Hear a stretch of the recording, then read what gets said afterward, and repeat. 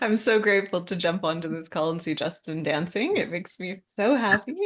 And I wish I could see our audience dancing as well, because I envision, at least in my happy little world, that everyone's dancing alongside with us. Yeah. So, welcome, Justin. Welcome to everyone who is joining us this evening. Tonight, we're going to be talking about science-backed thoughts, approaches, ideas when it comes to weight loss. And as I talk about imagining the audience, I imagine probably most people here have come to us for one of two reasons, right? The first kind of being that category of people who have struggled with their weight for most of their life. They've done a lot of diets, their scale number has gone up and has gone down, and they're still struggling to find the what exactly should I be doing amidst, I would imagine, also periods of just straight up giving up and fair enough. The other group of people I would imagine that are here tonight are people that by and large have been okay with their weight for most of their life. And then all of a sudden, something changed. Maybe you got into menopause or andropause. Maybe there was a health condition. Maybe there was a medication, life circumstances of some sort. And so all of a sudden, you're now navigating the world in a body that you haven't to date. And so I know we open this up with a lot of questions in the poll. Please fill those out. We want to know who we're talking to. We want to know how to best support you. And then also, if you feel like tossing in the chat, be it for other people or directly to myself and Justin, let us know why you're here, how you kind of came to a point where you're interested in weight loss, because we want to make sure this time is most impactful to you and that we're serving and supporting what it is you need to know, because this isn't easy conversations, right, Justin? When people come to you and they're like, hey, I'm struggling with my weight, you know, how many times other than zero has it been like, cool, this is an easy thing, let's talk about it. Yeah, and really just the improvement in body composition is always going to be among your primary goals. Even if weight loss itself isn't one of your main goals, I do find that the attainment of a better body composition tends to happen anyways as just a natural byproduct of our alignment process. Like Mm-hmm. I'll have patients come to me and that's not even what's necessarily on their mind, but just through the improvement of their detox pathways and through the lowering of inflammation and just getting them in alignment with the things that really work for them, that Yeah. natural byproduct tends to be, weight loss and an improvement in body composition. So it's Yeah. a natural thing to Yeah. do. So I want to chip away at that idea in a second, but just before that, powers that be, Hannah is telling me that the chat is currently disabled. I am not tech. I can barely turn on a computer, let alone manage a chat. So if the powers that be can figure out why the chat is disabled, Hannah, there we go. It's working now. So Hannah, we're good to go. Hallelujah. Thank you, powers that be. Monopoly. All right. So before we kind of jump in, at least from a science perspective, what can keep weight on people, right? Why don't we first tease apart at least the wrong that the medical community has offered people who are struggling with weight? And I want to be very plain about this. I don't think the medical community was purposefully trying to lead people astray. It's just that they didn't understand. They offered best they could. But hold me honest here, Justin. If you were overweight and you went to a doctor's office, by and large, up until maybe 2, 3, even 4 years ago, you were more or less told, cool, eat less, have some willpower, exercise some more, and you'll be fine. And you were dismissed, right? It wasn't really it was a serious concern in that the doctor lectured you and said, mm-mm, but they didn't really offer much advice beyond that. True story?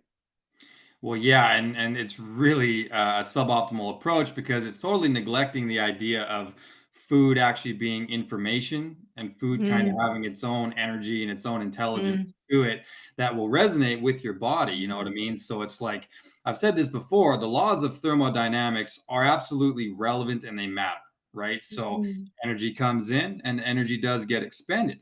However, between A and Z, we do have things like hormonal status. If you take in the right amount of calories, but your hormones are jacked, your nutrients are still not going to get partitioned properly. Or, yeah. for example, something like sympathetic nervous system dominance, right? Like how many Hmm. people are just really, really stressed out and they may be eating the appropriate amount of calories, but because their body is so compromised with the cortisol dominance, their body's still in storage mode all the time because it thinks that there's a famine or there's some sort of threat going on. So it's storing calories as fat to sort of prepare you for future famine or different things. So there's so much more going on than just how much we eat and how much we Hmm. eat out, that this is really a chemistry equation that we need to balance. And I think genes and different things that we use are a way better strategy for personalizing. Yeah. Yeah. No, I agreed. I think understanding that if you're struggling with weight, be it from a lifetime perspective or a new issue within, the advice of eat less, exercise more has kind of been tried, tested, and true is not helpful. We need to get a little bit more granular with that. And so I wonder if we start, let's jump right into solutions. Let's not waste our time too much on all the bad advice that you've gotten, right? Why don't we get a little bit more granular? So let's at least start with food, right? Because if your claim kind of, Justin, is we can't ignore calories in, calories out, how do we make more science informed, more gene informed decisions about our food? How do we really personalize that? Because I would imagine, and spoiler alert, audience, the way I should be eating to maintain good weight is very different than the way Justin should be eating to maintain good weight, right? And there's several factors that go beyond just kind of the boy girl conversation. So, what are things you're thinking about simply from a food perspective before we dive down into other avenues? One of the best pieces of advice that I have generally for people is when it comes to this calorie breakdown, this macro breakdown, is the prioritization of protein tends to work Mm, really well for weight loss. And there's a few reasons for that. The first one would be satiety, right? So typically protein, I mean, it takes a bit of doing to break it down, and it tends to be a lot more filling than fat or carbohydrates generally. So that's a really good place to start if you have trouble with satiety. The second reason is due to something called the thermic effect of feeding. And some of you may have heard of mhm, this. And that's a cool one because it actually takes a certain amount of calories to burn protein, right? So, we can talk about the actual calories. There's 4 calories per gram of protein. But if your body uses a calorie to digest it, well, now it's only 3, right? So mhm, you're filled mhm. because you did eat, a sizable portion of protein, but your body is actually using calories in order to break it down properly. So that's great. And I would say the third one there is that the prevention of sarcopenia matters a lot, right? So that's muscle loss. When people Mhm. cut and they've really reduced or restricted their calories for a period of time, oftentimes it's actually muscle mass that gets eaten away at if you don't do it right. So if you look at that plate and there's a decent serving of protein with every meal that you have, you're going to actually preserve and maintain that mass much better. And that's so important for Yeah. healthy aging, mobility, etc. Yeah. Yeah. I think, when you were talking through that, it made me pause for a second. And again, you made this phrase of food is information. And I think by only talking about the calories behind food, we're really robbing food of a lot of the information that it comes with. So when we talk about calories, how, we've decided that there's 1,000 calories in this compared to 10,000 calories in that, whatever it might be, is we quite literally took a piece of food, stuck it in something that kind of looks like an oven, lit it on fire, literally, and then said how much energy is produced. And that is the amount of calories. So it's a little bit blind to what is the nutrition in it, what other information is in that food. It's quite literally, if I light it on fire, how much energy, how much fire do I get from that? And this is why I think those macros, in particular, the protein part of this conversation, is really important because you all know that if you eat 1,000 calories worth of cookies compared to 1,000 calories of a steak, or I don't know, insert something else that, compares to cookies as a bit better. After that mouth feel, after that mouth joy, you're going to be feeling differently literally 20 minutes later, 3 hours later, and then 6 hours later. And that simple feeling is that extra information. So, Justin, talk to me a little bit about how genes can shift that experience right after the meal, 3 hours after the meal, 6 hours after the meal, or in this lifelong journey of big little, like kind of the way the yo yo dieting. Yeah, and this is a chemistry equation, right? So Mm. there's a lot of different kind of moving parts to it. everything is chemicals. Like if I was to break down an organic banana, chemicals are what's in there, right? But there's a very big difference, to your point, Dr. K, between 1,000 calories of rat poison, right, and 1,000 calories of grass-fed steak. Why I do we would always see come back to rat poison? Good Lord. because I'm very extreme about my examples sometimes. But there's a point to it, right? Because there's a certain amount of calories in arsenic, I'm sure, if you were to just take it in, right? But the difference in result for how your body's going to function a couple hours after taking that is very different, right? So, Yeah. genetically speaking, we've all got these different mechanisms at play. I would say that your insulin response is definitely among the bigger ones there. And Hmm. this is where a lot of people get frustrated because some people just genetically have a totally dysregulated mechanism there, right? Via a gene called TCF7L2. And that makes it so that a typical ketogenic diet or even a typical starch based diet is always going to have a little bit more tendency toward blood sugar dysregulation and weight gain Hmm. because the insulin is supposed to clear the blood sugar. And maybe it's not doing that, right? If you're genetically dysregulated there. So we're going to have to put a couple strategies in place to help to kind Hmm. of dispose the blood glucose quicker. So I look at that. I always look at TCF7L2 because insulin matters. I always look at GSTM1 because gut health matters. And then I look at the actual genes associated with the macros themselves, right? Some people don't break down fatty acids nearly as efficiently as other people. And for those Hmm. people, a carnivorous diet or like an on purpose ketogenic diet, calories aside, is still not going to work particularly well for you because you're taking in large amounts of a macronutrient that you can't metabolize very well. Hmm. You know what I mean? So that's where, as a coach, my responsibility is to go in and put certain things in place and align you to what works best for your genes. Hmm. Hmm. And I think so. I also want to add another dimension into this because this dimension, at least for me, is very important. Um, how do I feel after I eat food? Right. And I say that very much from a mushy gushy space because if anyone's watched these webinars, that's where I go. And this is why I'm offering this is important. I think when people are struggling with weight, there's an element of they start to fight with their food, right? Can't have too much, can't have too little, can't.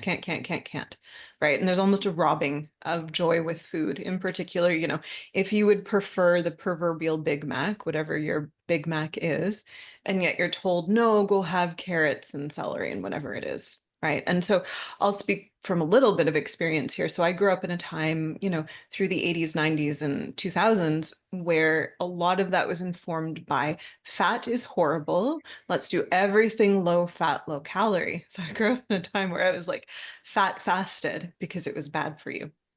Right. And but whenever I ate fat, I felt so good. I felt so good. And not from a taste perspective. I'm talking that time afterwards. And what I came to learn after I learned that fat was good for me, right? We all have to re-educate ourselves. The media has done us dirty. But once I re-educated myself, part of that reason is it very much sits within my genes. I have three different genes, so three different points within my body that say you're actually not going to feel good until you have fat. And so, interestingly for me, while I refuse to be a calorie counter, and I'm fortunate insofar as I don't need to be, I can tell if I've had a good meal, I can have fewer calories if I have fat within my meal compared to a low fat meal, which may be higher in calories, but will not feel as good to me. And I think that part's important too, outside of kind of how does it metabolically shift you? How do you feel afterwards so you're not struggling with the food? I see Justin, you nodding a little bit. Yeah, well, I was just thinking about like I went through a similar transition with salt. Like Oh, they said, how long did they say salt gives you high blood pressure, salt is bad for you, and so you go on a mm-hmm. low salt diet just because that's the traditional median and that's what people used to It's talk horrible. about. And as soon as I friggin' added salt in, I was like, does everybody know about this? Like, I feel way better with salt. Like I kind of crave it and I want it, but it's like Yeah, imagine eating a steak and not putting any salt on there. Like that's just a ridiculous thing to do. Uh, but with good sacrilegious. quality, yeah. And if it's really real salt, I mean, you're talking about supporting pretty much every system of your body because we're electrical in nature and we need electrolytes, Mm. we need minerals to conduct electricity. So going on a low fat and low sodium diet, which was the advice for how long, can actually really be of disservice. And that's why we have Mm. to personalize and think a little deeper. Yeah. Yeah, and I think it's important because I think when you don't necessarily have that layer of either genetically informed or intuition informed eating to a certain extent, right? You're always going to be craving things that your body needs to function, right? Salt, fat, right? And if you're denying yourself that because you're kind of trying to follow this generic one size fits all advice, you're not getting there. And so I think this is kind of where there's that beautiful balance of knowing your genes and then separately also you can intuit to a certain extent, right? I knew I felt better after fatty meals, even though mentally I felt horrible about it. Yeah. Yeah. I wonder, Justin, because I want to explore other areas outside of the obvious being food. I wonder if we can explore a few other areas that can contribute to weight loss, weight gain. But before I do that, I want to just check in with the audience. I wonder if we can pop up survey questions. Gods that be. Ah, there they are. All right, audience. I'm going to shout some of these out. Please make sure you're letting us know in the chat windows if we're talking to what you want us to be talking to, because it's important. We're here for you tonight. You are why Justin and I showed up. Yeah, so we asked the question of what has been the biggest struggle with your weight loss? And there's a pretty even smattering between three different reasons here. 25%, a quarter of audience are yo-yo dieters, so kind of the up and down. I can lose it, but it doesn't stay off. Um, about 20% of our audience is saying that no matter what they try, they actually just straight up can't take it off. Okay, so we do have, it sounds like within the audience, a solid subset of people who have, this has been a lifelong thing, not anything new. And then there is a solid almost 30% of our audience that can't control cravings. So I can imagine, the people in particular that have been told low calorie, and then all of it comes in. All right. So what have people tried? A lot of different, I see some trendy diets here. So low carb or keto for a lot of people, intermittent fasting. And then none of the very honest 20%, they're like, tried it all, none of it worked. So we'll make sure we address that because I would imagine if the only focus has been diet and that hasn't worked, right, there's probably something else underlying it. And I think we'll be getting to that as we explore other things that can influence that. We've next asked our audience what symptoms have they experienced that are related to either excess weight or metabolic dysfunction. 70% of our audience is tired. Yeah. Yeah. Okay. 60% some form of hormone imbalance, be that thyroid or sex steroid. 60% they're feeling joint pain or inflammation. So the experience in body isn't feeling great. 50% blood work is coming back that they're diabetic or pre-diabetic. And then another 50% have struggles sleeping or high stress levels, which by and large on the daily or on the chronic basis will contribute to some weight gain there. We'll have to make sure we talk through that one too.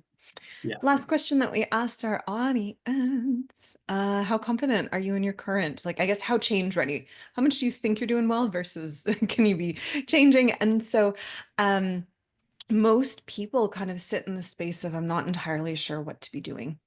And so I hope by the end of this, you have a little bit more tangible insight into kind of one next step that you can be taking. Yeah. All right.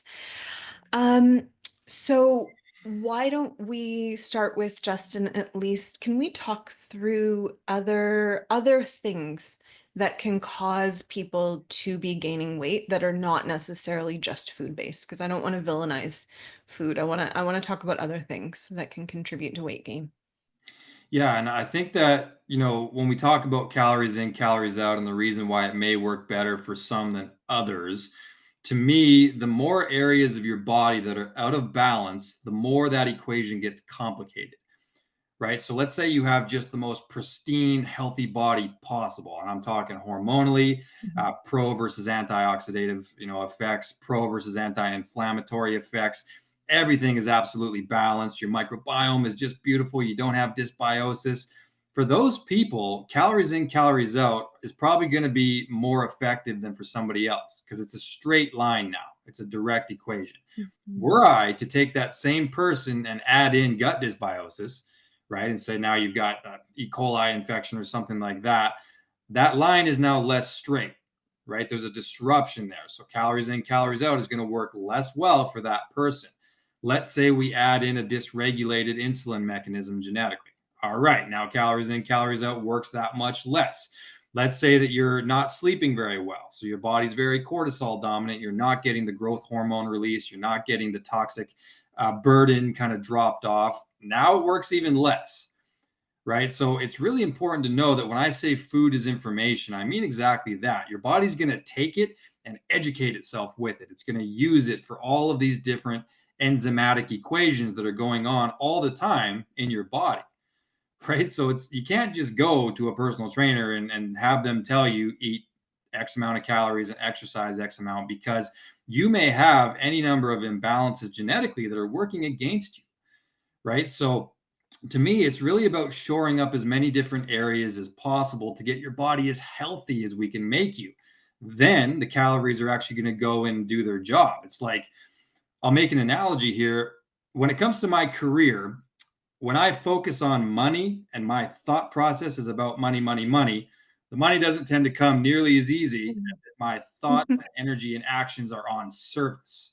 I'm a Mhm. coach. I'm over here trying to perform a service. And if my mind is right there, the money tends to just come. Mhm. So if you're focused on the scale, the scale, the scale instead of your health, it's like Yeah. you're way too zoomed in, right? We need to focus on getting your body as healthy as possible. And once that happens, the calories are just going to do their job and come on so much better, right? So, Mhm. like, to me, if you can improve detox capacity, if you can get your methylation right, if you can get your sleep on point, that's all going to help because now your body's working naturally to its best capacity. This is not just putting gas in your car and it works that way, right? We Mhm. have a lot more complexities going on in the human body. Yeah. Yeah. No, I think that's a very important point to bring home. And I think especially that sometimes can relieve people of this feeling of shame of like, oh, this is my fault. Oftentimes it's not the person's fault, right? If you're choosing to go to McDonald's 3 times a day and that's your life decision, sure, okay, maybe we can put a touch of blame there. But by and large, I don't think I've ever seen someone come to my office and be like, I'm overweight. And me sit there and been like, oh, well, this is your fault. This is why. Usually it's because the education isn't there, or separate to that, there's something else going inside body. How many people here, how many ladies in particular here have noticed a huge weight shift once they went through menopause, right? Didn't really change anything, didn't change their diet, didn't change their exercise, but all of a sudden menopause came and weight started coming on, right? We know that's not because of what you were doing. We know that's because of that hormonal shift, right? And so addressing that, understanding that root cause, right? Which is nothing to an extent to do with food, but more your relationship, that information that can come from food, right? As influenced by hormones. That's what shifts it all. And I think this is I think by and large where doctors have failed people insofar as they treated weight loss as just don't eat as much instead of truly digging in and understanding the why behind it. Yeah, and so interestingly, it almost makes it a moving target, because at different stages of your life, your body's going to respond differently to your intake and your activity levels and Yeah. things as well. So it's like when it comes to menopause as well as andropause, you've now reached a different stage in your life where Yeah. you have to sort of shift the plan up. So it is always a moving target, and you don't have to feel bad about that. It just means adjustment is necessary. Mhm. Mhm. Yeah.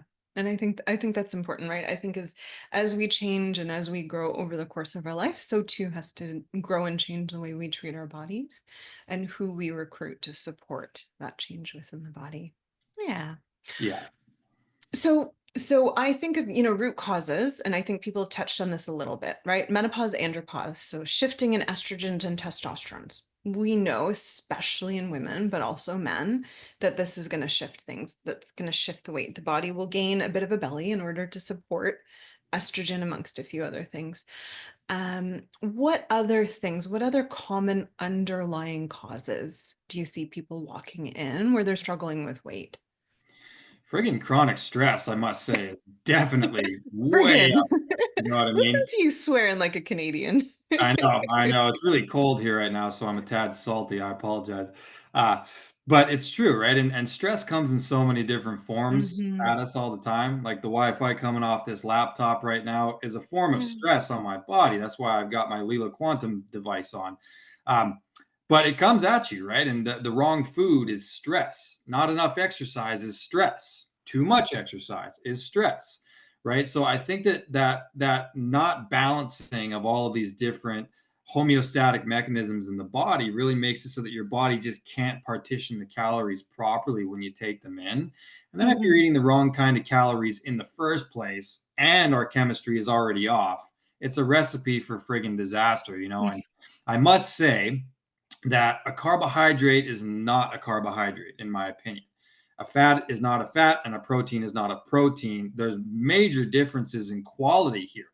And Mm. sticking with the analogy of food being information, crappy Wonder Bread that you bought for $2 is not the same thing as an organic sweet potato. It's just not. Mhm. Okay. And the calorie count might be the same, but again, this is information. Low quality information is going to make it so that you have Mhm. low quality output, low quality body, Mhm. right? So I think that we get the macros in alignment with things like genes, but then we have to make sure that the quality is there because the food is actually going to inform your cells in the right Yeah. way. So again, calories in, calories out on its own is so incomplete that it's just not Yeah. effective whatsoever. Yeah. And I think too, I would really encourage people as well to observe their food with curiosity and ask the question of what information is it giving me. So let me offer an example to that. There's this trope, which is valid for at least me, that women crave and love chocolate, right? Chocolate is the food of my gods. I love chocolate. And so, but it's one thing to have an occasional square of chocolate. It's another thing when you're drinking it, inhaling it, and it's all you're doing, right? And so, to me, that's an interesting piece of information. If someone comes to me and says, "I'm always eating chocolate, I'm always eating sweets," right? Because we know within chocolate, oftentimes, not always, most people are, the milk chocolate, it's a high sugar thing, right? We also know, if you take a step back, we know that chocolate affords us a few different things. It offers us magnesium, which is a mineral that is used in more than 300 reactions, 300 different enzymes within the body. So it's something vital to the body. So we know chocolate is high in sugar, in magnesium. We know it's high in a few polyphenols, polyphenols meaning like plant happy chemicals that make us quite literally happy. So if someone is always constantly reaching for the chocolate and it's not in that kind of I enjoy a square occasionally sort of way, it tells me a few different things. Body doesn't have enough magnesium, body doesn't have enough joy, and body's blood sugars are way too up and down. We're trying to solve for that. We're trying to lift those sugars up because they're seesawing way too much. And so I'd really encourage you, to Justin's point of food as information, become very curious with the food that you're craving, with the food that you're taking in, because it probably tells you a lot about the gaps, either within health, I don't have enough micronutrients like magnesium, or kind of the life juices that you're sitting in. I'm not necessarily feeling all that happy. And so I'm reaching for something that makes me feel a little bit happy. Yeah. Yeah, I'm reminded of just because you were talking about chocolate and the differences, right? So like a Mars bar, please don't sue us, Mars. I'm just saying, versus like a really organic high cacao content chocolate that's going to have a lot more Not benefit. real chocolate. Yeah, exactly. There's And there's wax or some weird stuff in it. yeah, there's extra stuff in there, right? So one of the pieces of homework I tend to give my patients when I'm conducting a program is I say, what are all your favorite like types of snacks, right? Is it chips? Is it popcorn? Is it gummy bear? Like whatever it is, I give them a piece of homework that's like, let's find an alternative for each and every one of those because this sort of Mm. exists on a spectrum and foods have benefit and food can have downsides. So let's try to amplify the benefit and downgrade the downside to the best of our ability because this is just creating the best case scenario. So I'll share like there's certain brands, right? Like of popcorn where it's just like air fried popcorn or air popped rather. and it's got grass-fed ghee and Himalayan sea salt, and those are the ingredients in there. Now, should you eat 3 squares a day of that every day? No. But if you're going to indulge, let's still try to create the best case scenario. Let's Mhm. always put our intention there. So that's a piece of homework I give them. I say, okay, Love it. you like pizza? Well, let's try to find a way for you to make your own with some high quality sourdough bread and some organic tomato sauce and mushrooms out of your mom's garden. And let's make it a better scenario so that you're not totally, miserable and having to deplete yourself of everything you enjoy in life. Let's just find the next best alternative. Do you give people homework as pizza? Like, is pizza your homework for some people? Yeah, I sometimes love it. depends. It's a Yeah. person by person thing. I don't have any like templates that I work off of, but I treat the person and I try to make them healthy, but also not, miserable. So that's one of them that works. The correct answer, Justin, was yes, Krista, pizza is your homework. I'm just Yes, slightly educating you there. If anyone aspirational. else wants the homework of pizza, just toss it in the chat and Justin will happily say the correct answer, which is yes, pizza is your homework. Well, there's a way to do it with sticking with real food is the greater point, right? Because like, ordering a pizza and looking at the ingredients and it's just filled with seed Yeah. oils and different things versus buying all the ingredients and the best that you can find and Yeah. then making it yourself. I'm telling you, your body's going to respond differently to those two things. Yeah. Yeah. And I wanna also pause there for a second because I think one of the stumbling blocks I see a little bit in Justin, I live in the clouds. I'm very impractical. Justin's feet are firmly on the ground. He's gonna have some great advice for this because I definitely don't. One of the bigger stumbling blocks that I see people going through, especially when you're saying, okay, instead of ordering pizza, go make it, go pick your own mushrooms, whatever that might be. People say, cool, either do not know how to, or separately, I don't have the time. Right. And so I want to offer a bit of advice, and then I want Justin to ground this a little bit. Both things may be true. You may not know how to cook it, and separately, you may not have the time. But I would offer something. People are innately very two things, smart and lazy, and they use those together, right? So you do something the first time, it takes a long time because you haven't done it before and you haven't figured out how to be lazy about it. But I promise when you make that pizza the second or the third time, you're smart enough to figure out how to be lazy in it. And so there's an element of, especially when you're changing your diet, it's going to feel like a lot at first, which is why homework of pizza or, substitute some of your snacks is important. But I'd also really encourage you along the way, especially from a time perspective. If you don't have all the time in the world, the first time is going to take a while. The second, third, and fourth, much less. And then you'll get to a point where you're able to make homemade pizza almost as quickly as when you pick up the phone to order it. Justin, drop some practical bombs on the people because I definitely can't. Yeah. So, I'm not suggesting that this isn't a little bit of a task to complete, to change your thinking about this. Adversity tends to reveal genius where prosperity seems to hide it, right? There So we go. it's like you have to step a little bit out of your comfort zone to create the best case scenario here. Um, what I talk about is that the chessboard analogy, right? I say like there's always a best move on the chessboard, and sometimes you're totally screwed, but even then, there's still a best move to make. People talk about this time thing a lot with me, right? And they say, well, I do or I don't have time for that. One way to reword that is to say, this isn't a priority for me, right? If you say, I don't have time for that, Mm. instead you say, I don't have that as a priority because you're spending your time on something, right? I would argue there's ways that you can actually go on your phone and track how much time you've spent on Instagram cumulatively. Go on there and see what that looks like, and then tell me you don't have the 20 minutes to make the sourdough pizza instead of ordering it. By the time they get it to you, it's already, you know what I mean? Like you waited an hour for them to deliver it to you, but you could have just made it on your own, right? So it's like I think that time management is a skill in and of itself that is really valuable when it comes to your success. Like being really efficient and stacking habits and different things. It really is a good little skill set to actually nourish. But change your wording around a little bit. Instead of saying, I don't have time for the healthy pizza, say it's not enough of a priority for me to make the healthy pizza. If you actually dissect your day, there's a lot of areas that you're totally wasting time most of the time, Mhm. right? Like I see that all the time with people. Like, I don't have time to work out. And I say, well, do you have time to do 10 push ups? Yeah.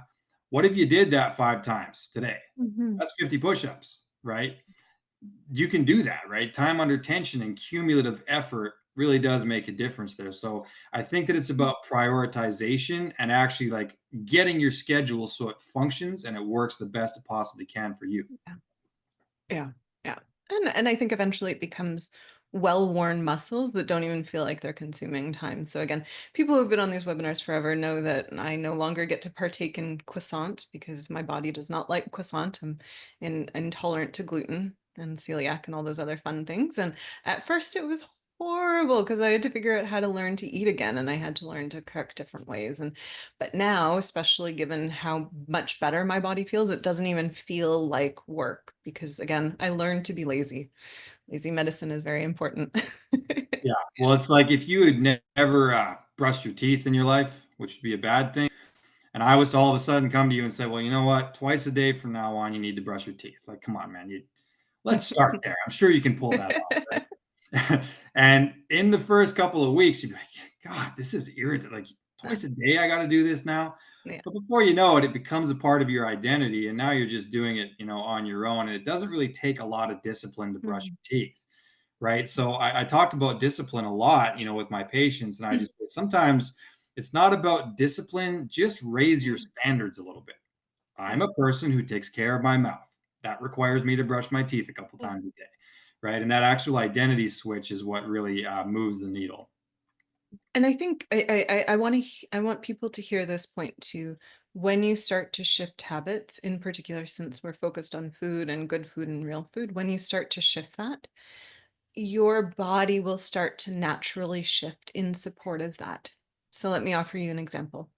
Let's pretend you're someone that doesn't like vegetables, and Justin said, hey, cool, next time you make a pizza, we're going to toss some vegetables on that, right?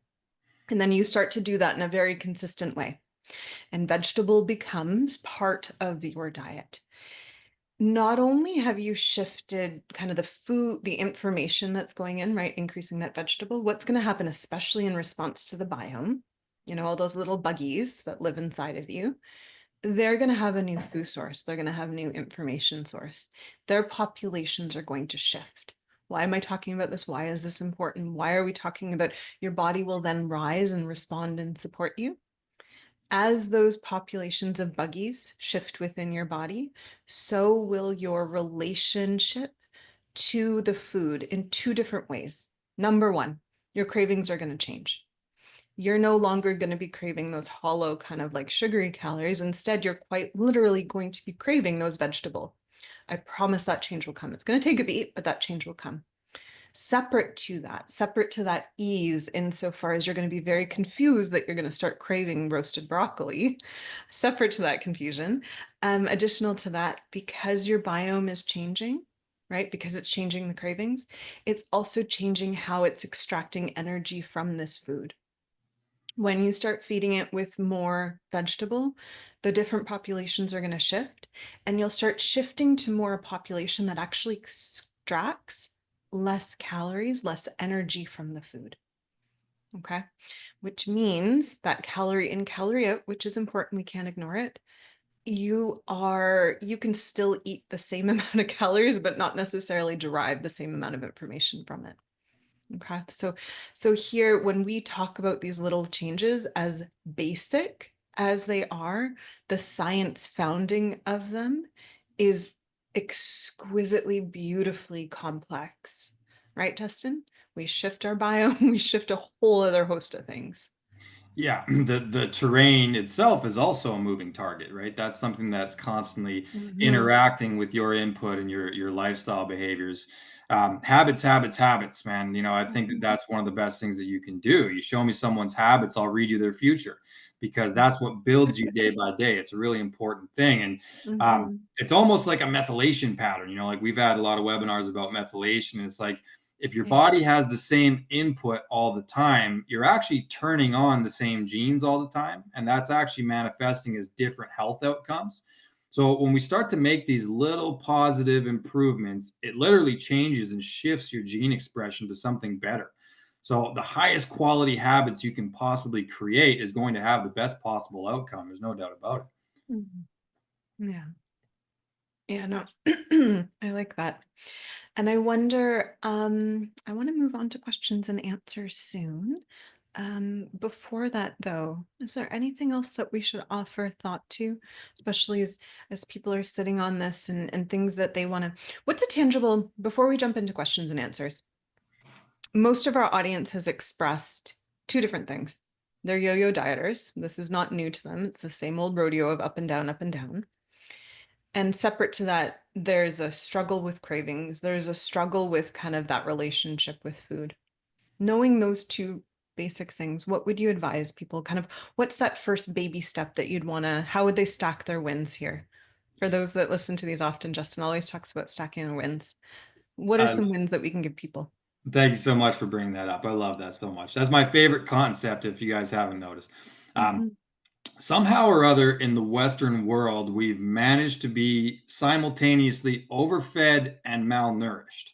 That's an interesting thing that we've managed to pull off here, and I'm not quite sure how it got to that point. But food cravings really, we look at a few genes for that. There's FTO, there's MC4R, there's also the dopamine pathway, and all of that is really relevant here. I would say that one of the best pieces of advice I have is to have a relationship with the food that's positive and understand that it is a relationship, right? So there's a lot of people in the world that don't have any food, and we do, right? So just taking a moment, regardless of what diet you choose to land on, if it's carnivore or keto or plant based or Mediterranean or paleo, um, take a second before each meal that you have and just look up to the universe and say, I'm aware of my food and I'm grateful for my food, because that puts your digestive system into a parasympathetic and really receptive state. Mm, And I think that when you actually take a moment to acknowledge it, right, and enjoy the cooking process and enjoy adding the spices, mhm, tasting it and mm, chewing it, that actually shifts your body into a place where it's really going to have yeah, a much better response to the food, regardless of what type of diet you're actually on. yeah. So I land there. I think gratitude actually goes a really long way. Mm, I love that. I Yeah. love that. What about you? I'm And sure you have something, some kind of other piece of advice. yeah, well, first I'm going to offer a little bit of anger.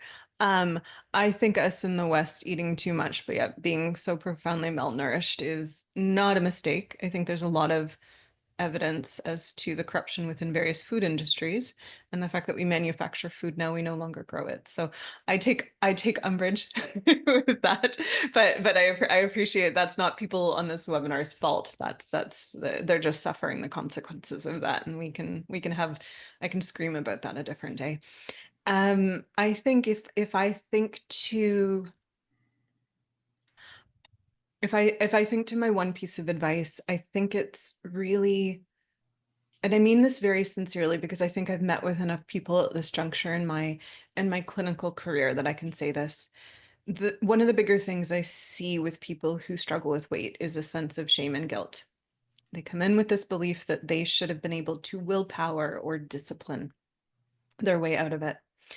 And I think there's industries set up to have them fail. And separate to that, I think they don't, so by and large, don't have a great relationship with their body for very valid reasons. And I think when I get to sit with people and talk to them about their genes and talk to them about your body is set up to be craving this, or your body is set up not to process and have a great relationship with carbs.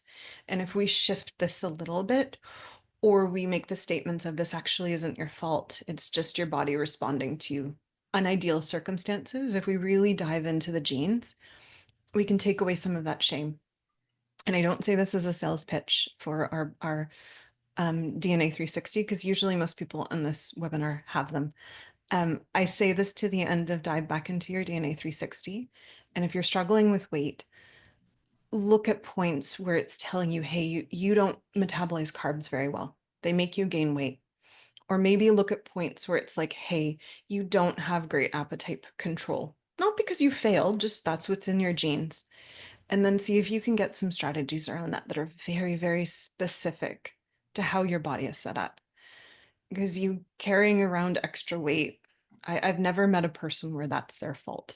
I I mean, I'm sure there's people that exists. I don't want to discount that, but by and large, it's not people's lack of willpower, discipline. It's just poor education in their body and the food that they put into it. So jump into your 360 again. Maybe meet with Justin who can do that sort of analysis with you, and be kind to yourself, because by and large the shame you're carrying around isn't warranted or fair. It's something you've accrued over the years unfairly.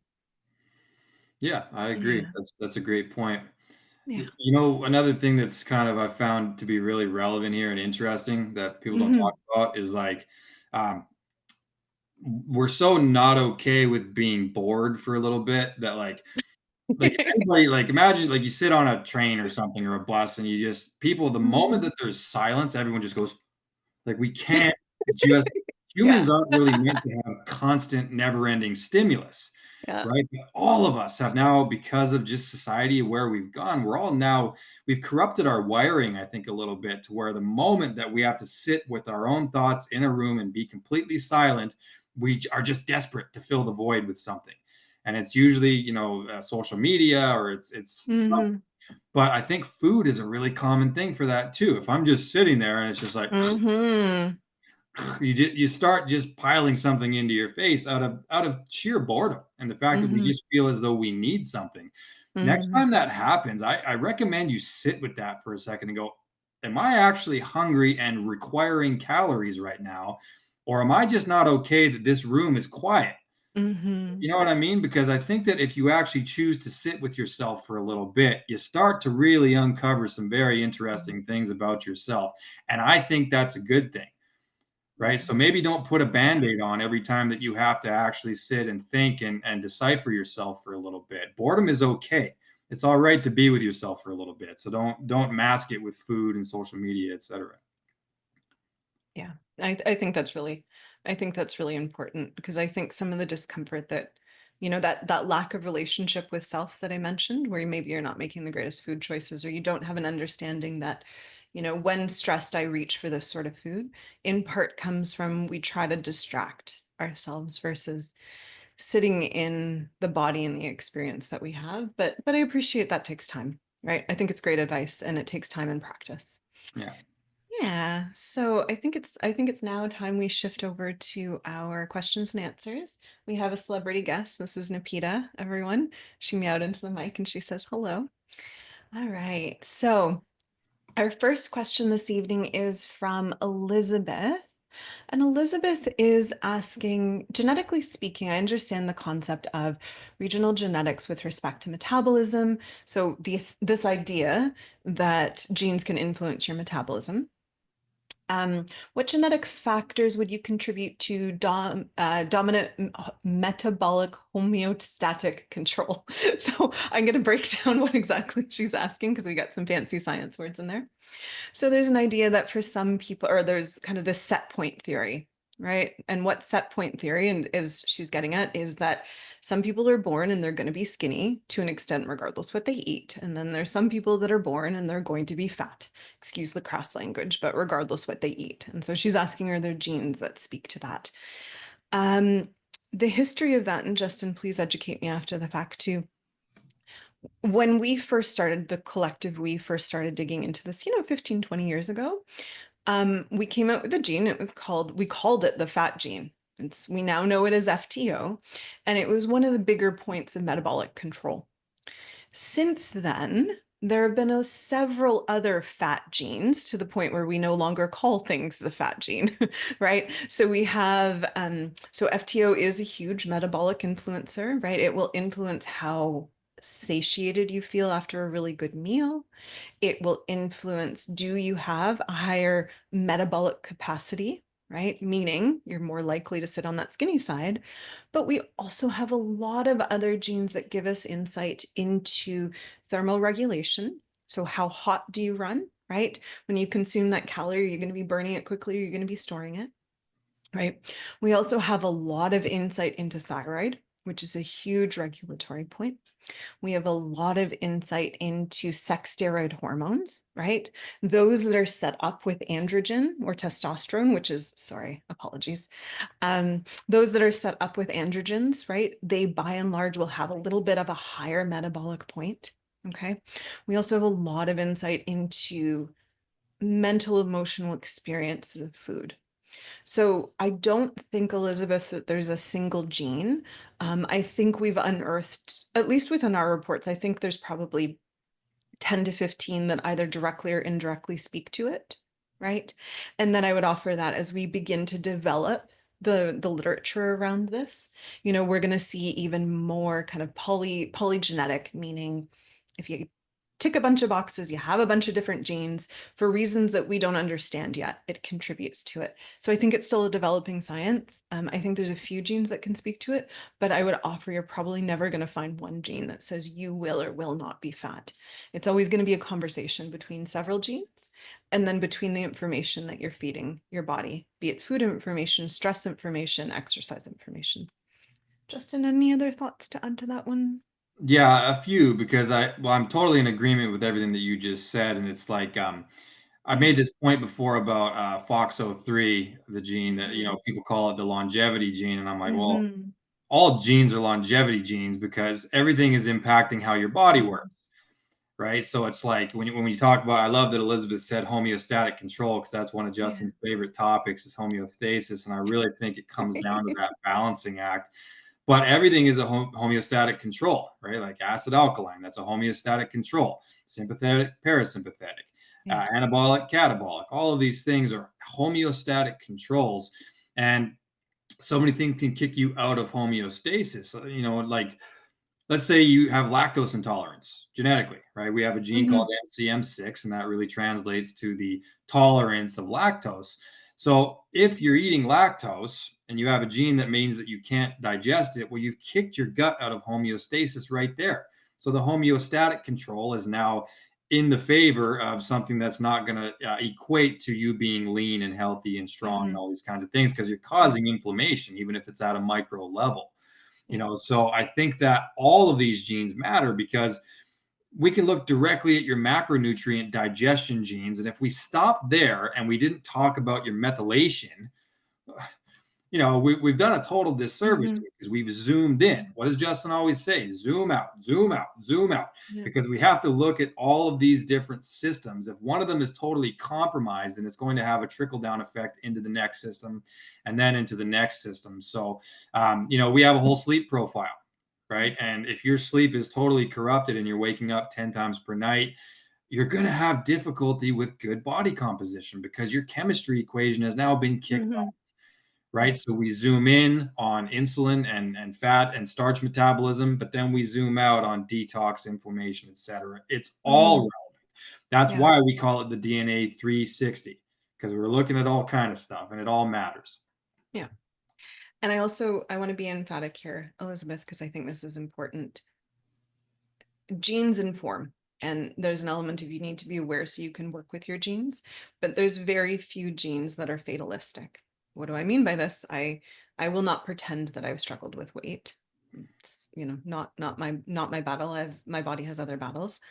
Um, and yet, when I talk about that 10 or 15 genes that tell you you're probably going to be a little bit on the heavier side, I have most of them, right? And so, uh, but, right, I'm very careful with the information that I feed my body. So it's not a mistake that I sit on the leaner side of things, but it's also not a direct relationship to my genes. So so I really want to encourage you, even if for those that do present with, profiles that predispose them to a little bit of weight gain, right? There's a lot that you can be doing to kind of balance that. And I think that's the important part, right? Know your genes and then know what you're going to be doing to balance that. Because to Justin's point, it's not just the genes that are specific to weight loss. It's genes around inflammation, it's genes around, all these other systems. Yeah, well, that's functional genomics, right? That's what we do. The phenotypic changes happen based on the environmental signals that we're able to give the body, right? They Mm-hmm. enter the epigenome, and then you get these Mm-hmm. phenotypic changes, and it's the nature versus nurture thing, right? Genes Mm-hmm. are nature, but we have the capacity to nurture ourselves out of a bad circumstance. You have to know what that baseline terrain is, though, right? So of course we have to know what the genes are. That way we know how to f with them, Yes. right? And get better actual results out of them. It's not about Yeah. what they are, it's about what are we going to do about it. I'm a what do we do about it guy. That's why I'm a coach, right? Oh, Yeah. that's the problem? Okay, great. What are we gonna do about it? My brain just goes right there. That's the Oh, unapologetic masculine thing about me is, all right, what are we gonna do and about I value it. I value it because I sit up in the clouds in my feelings. So thank you. I value the balance we have here. So that? Elizabeth, I hope that was a helpful response for you. Um, let's see. Loretta has a question for us. Can you talk a little bit about GLP-1 agonists and genetics? Here we go. Yay! Yeah, I was waiting for this. Are we ready? Okay, so GLP-1, a lot of people would have heard of this either as Ozempic. There's a few other brands, but these are things, typically shots that are given, and they are to the end of weight loss. And so the question is there anything about genes in this? Um, so GLP-1s were originally investigated as a support for diabetics, right? Really has a lot of control around insulin and how the body responds to that. And then one of those happy consequences of those studies was, oh, wow, it also works to the end of appetite suppression. It also works to the end of this, this, and this. Okay, so it became this happy little miracle drug. And and very trendy, right? Because for many people, some big names out there who had always been struggling with weight loss, they started on this drug and then they were able to lose weight.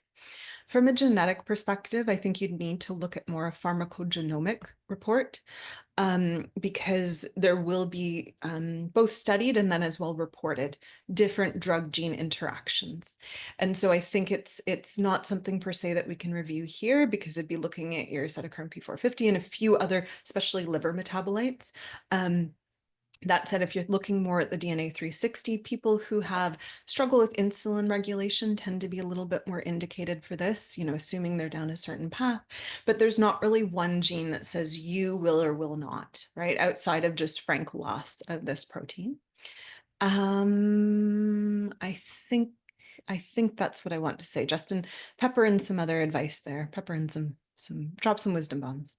Yeah, and you're absolutely right about the PGX. It's really valuable to get that done for anybody who's on any medication, frankly, because genetically speaking, medications have to be metabolized, right? And depending on the speed of certain enzymes, which are encoded by genes, you can over or under metabolize different medications. If you Mhm. over metabolize it, it means that it's probably not going to be particularly effective because you metabolized it so quick and you're going to have to up the dosage and mess around with tartrating. If you under metabolize it, it might build up too much in the bloodstream and you end up with a higher likelihood of side effects, right? So appropriate metabolizing of whatever pharmaceutical you may require is a really important metric. So, I have patients that are on like 8, 9 medications. And it's like, well, I recommend which ones are going to metabolize the best for you because we can cut out a lot of the side effects that way. So it's a great report and I really recommend it. With regard to GLP-1s, I can't say I'm the biggest fan of them just due to the potential for side effects. Things like Mhm. pancreatitis, I mean, it can cause some pretty serious stuff. And I'm a friggin' health coach. Like, I'm always going to go natural way Yeah. until we're absolutely at a point where it can't work. Yeah. I've yet to experience that. Uh, Yeah. Beyond that, I think that dosing protocols for GLP-1s matters because Mhm. oftentimes if you take more of a micro dose, a lot of people still have pretty good success with it without the likelihood of really gnarly um, side effects. So sometimes just a micro dose to kind of act as a bridge to get you to the point where you want to get that initial Mhm. loss off can be very useful. But when we're talking about appetite suppression, I do think it's worth dabbling in some more natural alternatives first before you go that route of pharmaceuticals, Mhm. right? So, like Yeah. ketone esters are great. Once again, prioritizing protein has a great satiety effect. So, maybe it's just a matter of manipulating your macros a little bit better. Mhm. There's even like, herbal extracts like Garcinia cambogia, things that actually have appetite Mhm. suppression effects. Um, so I think there's a few different ways to go about it first, is all I'm saying. I'm not saying take it, don't take it, Yeah. but generally my opinion is that it's not worth risking certain levels of those side effects when I believe there's better ways to do it. Please don't sue me, Mhm. Ozempic. That's just my opinion. Yeah. So she did follow up a little bit and asked if there's genetic contraindications, and you would need to run that PGX test. To my awareness, there's not really one defined gene or SNP that says categorically you can or cannot. I think there's a few in the sense of, I believe, and I'd have to look this up, but I believe there's a few SNPs that kind of indicate whether this would be more useful or not. But that's more you'd have to run that at a PGX level because within the DNA 360, that level of information isn't there. Um, and yeah, I hold a little bit, I think a little bit more of a controversial opinion when it comes to this. I mean, obviously, it's not my first kick at the can insofar as it wouldn't be the first thing I would jump to, but I'm also very mindful not to shame or be supportive and careful of people who are leveraging it, just with incredible awareness of the risks, be them body risks, wallet risks, because we're starting to see a lot more fleshing out in case studies that people will plateau and then they have to up the dose. And, there's only so long you can up a dose before, in particular, you get stuck in a state where you're you're reliant on it to lose weight, you're reliant on it to have that appetite suppression, and then separate to that, it's wasting away elements of your body you may not want wasted, right? When we looked at the studies, right, people who go on these sorts of drugs, they tend to lose muscle mass, not necessarily fat mass. And so while yes, they are losing weight, it's not necessarily the healthy sort of weight. So again, I think there's incredible utility to it. I've seen people use it strategically, start it for a year, stop and see the benefit continue. So I think there's an element of case by case, and I won't shame anyone who's using it. But I would really encourage, if it's something you're considering, work with a clinician who's done it before and who knows kind of the ups and the downs and the other things to be considering, because you don't want to make yourself sick or broke in the process. Yeah, well, and there's also other strategies that you could combine with it as well, as far as the negating of that, drug-induced sarcopenia, right? So, Mhm. like for example, if you were on a low dose of a GLP-1 agonist and you were to combine it with maybe an essential amino acid supplement, theoretically, you're giving your muscle mass that little bit of anabolic support to where you might have less of a downside there. There's also, I'm struggling to remember the name, but there's probiotic strains that actually do have certain they kind of operate on that same mechanism of GLP-1 antagonism. So again, maybe just look at some alternatives first. Mhm. That's generally my opinion with pharmaceuticals, anyways. Like I'm not anti-pharmaceutical. I just think that it should be the last line of defense, not the first one. Mhm. So just a strategic, approach is going to be very beneficial there. But to Dr. Mhm. K's point, I totally agree. No shame in anyone who's used it. I have family members that have used it, seen some decent success. I just think we should go natural because I'm a primal guy. That's the No, approach. I love it. Yeah, and I think yeah, yeah, yeah. We've said enough. I Yeah. think we share, yeah, similar views. All right, Mary or Mary Beth. I'm not sure if it's a one name or a two name, but Mary or Mary Beth. Um, so she's asking if, especially several genes that kind of put her suboptimal for the way she receives food. So maybe carbs aren't a great thing for her, but then she's also hearing, um, she has an APOE presentation that makes her a little bit nervous, right? So APOE really influencing how we metabolize our fats, and a secondary risk towards Alzheimer's dementia. So she's saying she's increased protein, but she's concerned, right, that increase of protein is also going to shift cholesterol for her. So let's talk about cholesterol. All right. So Okay. are you ready, Justin? This is a conversation we've had a lot, and it's important. I think it's really, really important for people to understand. So as I Yeah. said, I grew up in the 80s, 90s, early 2000s when cholesterol was horrible. It was stripped from all the food, and if you ate it, you were going to die of a heart attack tomorrow. So don't you dare eat it. And then we went through a period where people weren't doing well. We saw a lot of hormone disease. We saw a lot of brain disease, a lot of these different things. People were not doing well without their cholesterol, namely because to take out cholesterol, you're kind of taking out full spectrum fats. And apart from being delicious, fats are really important to health. Okay. So a few things here. Not Justin said this, not all fats are created equal, right? You need to be looking at especially a lot of omega good fats, to an extent omega 6 fats, right? We want to look at that really good fat spectrum. And there's an element of cholesterol, which is a type of fat, doesn't matter that much. And when I'm talking from a dietary perspective, what do I mean by that? If you were to take in 100 grams, I'm using a very easy number, you wouldn't actually do this, but if you were to take in 100 grams of cholesterol fat, guess how much is actually going to be absorbed into the body, meaning you don't poop it out. Of that 100, how much do you actually think the body absorbs? I'll give you a second to think about it. And Justin, what's your guess for what the audience is thinking? Of that 100, what's your guess as to what the audience thinks is actually going to get absorbed into the body? I'm gonna guess 50%. Okay. Okay. That's just Yeah. Yeah. Most people think it'd be like between 80 and 100. Most people think they kind of automatically are going to absorb all of that.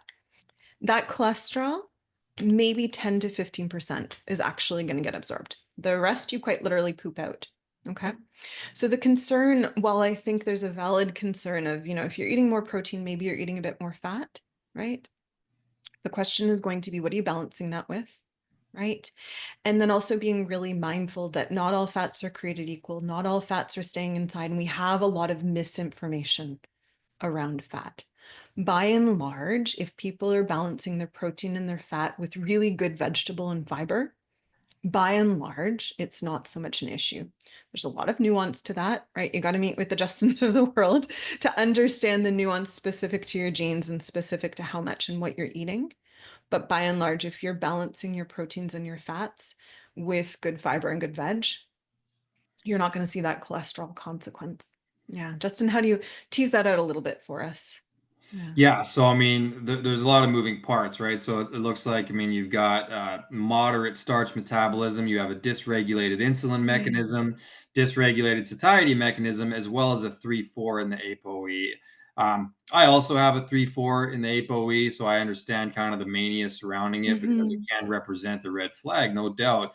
But it's really only a red flag in a context specific situation, right? So it's about inflammation is really what we're talking about. It's one of those factors that really influences inflammatory response and how well your body uses cholesterol to sort of address inflammation in the body. Really, your brain is made out of fat, your hormones are made out of fat, the cell membranes in your body are made out of fat. So you could do your body no greater disservice than to completely cut out fat from your diet because it's used for so many things. But the body Mm-hmm. makes cholesterol, right? So it's Mm-hmm. really a necessary substrate that, in my opinion, was unfairly demonized. That Mm-hmm. being said, with an ApoE 3-4, a full-on carnivore diet, right, and like on purpose taking in large amounts of saturated fat, I would say could represent a problem if it's combined with an ApoA2 that is also suboptimal. I noticed that you didn't list ApoA2 there, so perhaps have a Mm-hmm. look at that as well to see what your baseline fatty acid metabolism looks like. Yeah. But more plainly, I think that what your diet or your plate would look like would be pretty close to what you already arrived at. Prioritizing protein, get some low glycemic veggies in there. Maybe keep them low lectin as well, just because you've got Mm-hmm. a suboptimal FUT2. Um, and then just let the fats naturally occur. Like you don't have to necessarily go for the fattiest cut of steak. You can go a little bit leaner and then balance it out with different profiles of fatty acids as well. So, like, for example, if you're going to make eggs, well, maybe don't cook the eggs in ghee, which in and of itself is great, but you've doubled up on the saturated component. Maybe have the eggs and the yolk will be the saturated and cook it in an avocado oil. So you now have a mono unsaturated source as well, right? Mm-hmm. Or if you're going to make a salad and you have steak in there, it's like, okay, well, let's add some olives or something to get to Mm-hmm. balance out the profile. You're going to have a better inflammatory response if you have some omega 3s thrown in there, some mono unsaturated, some saturated, all coming from good sources. And then keep that fiber content in there from just high quality vegetables because that'll sort of slow down the digestion of it. And then if you're going to add a starch source in there, maybe do what I do. I'll either add it in post workout, or I'll do like a carb cycling strategy and just once a week up the ante with some starches because you don't have the greatest metabolism there of it. Um, my real recommendation is a coaching session because then we can really hash it out alongside the rest of your genes, of course. Yeah. Yeah. Yeah. Yeah. And we don't say that to sell time per se, but more just we have a very intimate awareness of how important every little detail is. I think, we would be hypocritical if we said, like, don't follow generic advice, but don't worry, here's some generic advice. So, Yeah, agreed. yeah. All right. Sue has a question for us. Hi, Sue. It's Hey, lovely to see you Sue. again on here. Yeah. So Sue's asking, oh my gosh, and this is going to make my little nerdy heart so happy. Is it true that the brain and the digestive system are the only two systems that communicate with each other within the body? Um, if that is the case, it can be something to work with. I have a gut feeling. Yeah. So I guess I would offer it depends on how you define this, right? How are you defining two systems? Um, there is incredible, from a nervous system, the cells which compose our brain, incredible connection, probably the most intimately connected between brain and those nervous cells that reach down into our gut. So, in terms of shared cells and in terms of an information highway, absolutely. Those are probably the most, from that definition, the most connected, right? But I would also offer, I don't know if that's, fair. Think about your blood that quite literally traces the entire body. It contains different hormones, it contains evidence of food. And so, from a cardiovascular perspective, that's an incredible information highway. Right. There's a lot of feedback systems, right? When we talk about eating, when we talk about different genes that help with satiety, right? Simply the physical pressure in the stomach can communicate up to the brain, right? And so there's a lot of different, I would offer, it depends on how you're defining that, right? I know, Justin, I think you're hold me honest, I think you're a big fan of like heart math. So even the idea of the heartbeat within the chest can communicate to the rest of the body. So I'd offer, it depends on how you're defining it, but we live in this magical little wonderland of a body, and we're only starting to scratch the surface of how this beautiful formation of carbon amongst other minerals is communicating. Yeah. What's your favorite way? What's your favorite magic of the body, Justin? Oh gosh. I would definitely agree with you that it's kind of definition dependent as far as how we're defining communication. Mhm. But it's like if I use an example of like let's talk about the thyroid system, right? I mean, thyroid Mhm. really matters. Thyroid has a direct connection to the HPA axis. Mhm. There's direct connection to the liver there because that's where a lot of the conversion happens of T3 to T4. A lot of that happens in the gut as well, so there's a direct connection there. The thyroid would really only act upon the tissue in its immediate area were it not for something called THBG, right? So there's binding globulin that actually carry thyroid hormone to the farthest reaches of the body. Mhm. All of these different cells in your body have receptors for various things, right? Different Mhm. hormones. And so to me, it's actually the opposite. I think that everything in your body communicates with itself all the time. Mhm. That's just how I look at it. Mhm. The term holistic is a Mhm. little bit buzzwordy and sometimes I hate Mhm. it, but really holistic just means all of the different systems of the body working in unison, right? It's like a friggin' village and you got to have a Mhm. bakery and you got to have a mechanic shop and all these different things for it to actually function properly. So I actually am of the opinion, or at least I choose to look at it this way, that every system in the body impacts the next one. And there has to be Mhm. communication going on all the time in order for that to happen. Um, so I don't think it's just the detail, or I don't think it's just those particular pathways. I think it's actually everything, depending on how you look at it.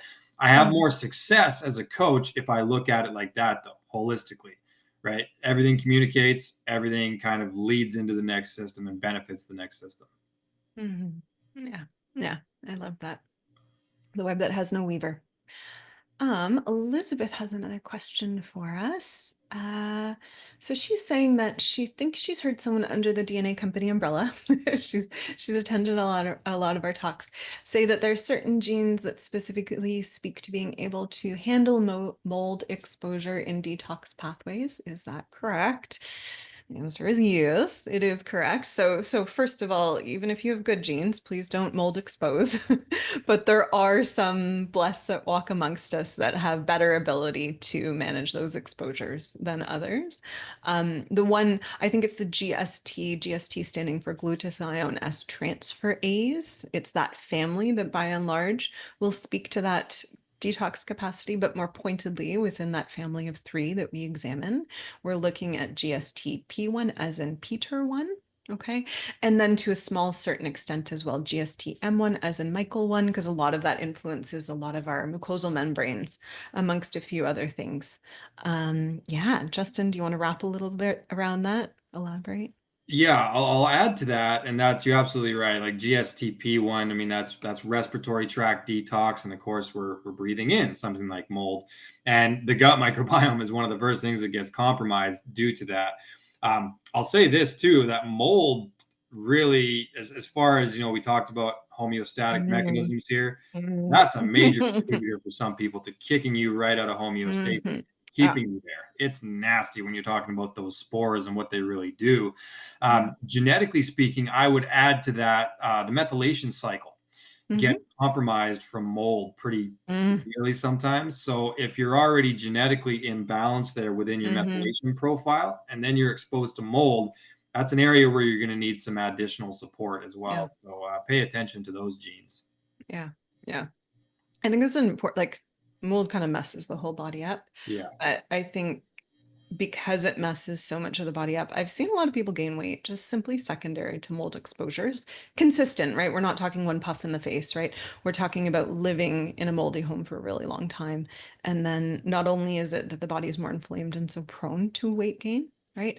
But separate to that, they lose their wits about them because of some of this mold toxicity. And then they're not even able to, you know, form coherent thoughts around food or form coherent thoughts around a plan. So if you think you're exposed to mold, I really, really encourage you to confirm that and then work with a practitioner who can help you clean you up, because independent of your genes, it's going to get right up in your grill and mess everything up, right? It's kind of like doing your hair really nice and then someone going like that and giving you a noogie. Yeah. And it's a complicated detox process as Mm, well, just because of how mm, many systems of the body it can corrupt. So definitely mhm, some mhm, mhm, mhm. practitioner-led advice is in your interest with that. Yeah. All right, good sir. I don't see any more questions. So I think it's time that we start to oh, hold on. Just one second. I think there's one other question that's just come in from Lynn. Give me just one second. I gotta read it. uh,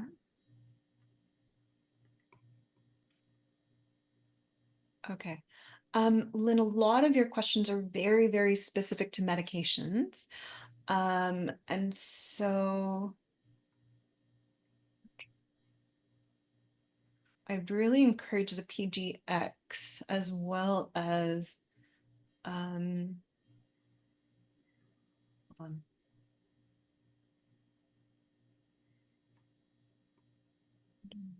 Okay. So I think, yeah, I think, Lynn, the nature and the level of your questions is really a bit too specific for a webinar like this. In particular, I think we'd have to do a little bit of a both PGX testing, right? So how do your genes interact with different pharmaceutical agents? But separate to that, we'd really need to see some labs and do a full clinical intake to offer some thoughts.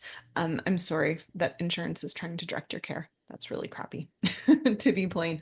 Um, and yeah, it's really frustrating that I think she's expressing that some medications that are independent of weight loss, right, really do guide her weight because they enable her to be better focused on foods and a few other things. Um, and so I'd really encourage you to reach out to us and see if we can do a bit of a medical intake to support you there. Yeah. So if you want to connect with us, by and large, if you want to connect through the CEO at the DNA company, we can kick you off there. We can put you down through the right path based on what it is you're seeking. So CEO, as in Chief Executive Officer. There we go. There Emails it in the is. chat. Yeah. So if you want to connect with us through there. Yeah. Yeah. Okay.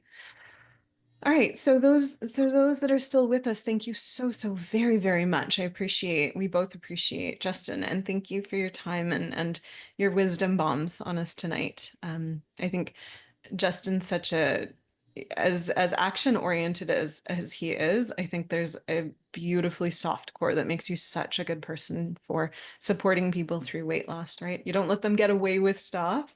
In the same turn, you're not unkind when they come forward with tender feelings, because that's what weight loss is, right?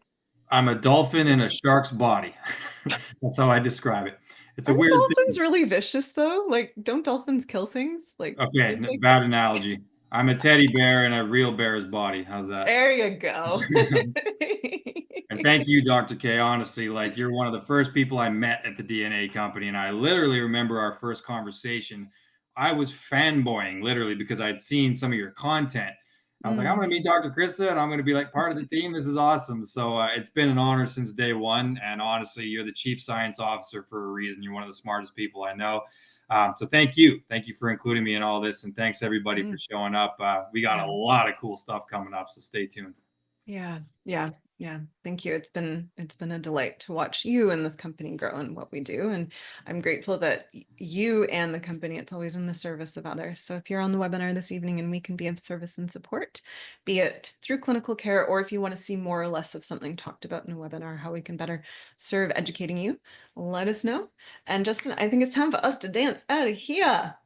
All right. Bye, Au revoir, everybody. mes amis. Au revoir. Thank you. Everybody, great job, you guys. Thank you.